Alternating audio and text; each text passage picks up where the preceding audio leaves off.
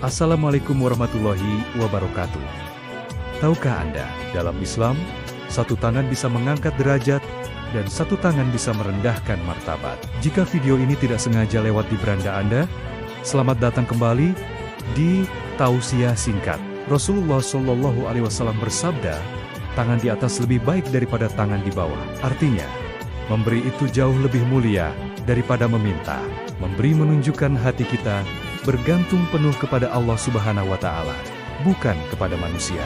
Sedekah itu membersihkan harta dan jiwa, menghilangkan sifat kikir dan tamak. Allah bahkan menjanjikan pahala yang berlipat ganda, memberi solusi seperti kail, bukan hanya ikan, juga membangun kemandirian. Sebaliknya, meminta-minta tanpa kebutuhan mendesak bisa menghinakan diri. Tapi ingat, ini tidak berlaku untuk mereka yang memang berhak menerima. Dan memberi bukan hanya soal harta, ilmu, waktu, senyum, bahkan maaf.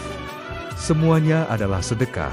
Semoga Allah memberkahi siapapun yang sudah like, komen, dan subscribe. Diluaskan rezekinya, dan dijadikan selalu tangan di atas. Assalamualaikum warahmatullahi wabarakatuh.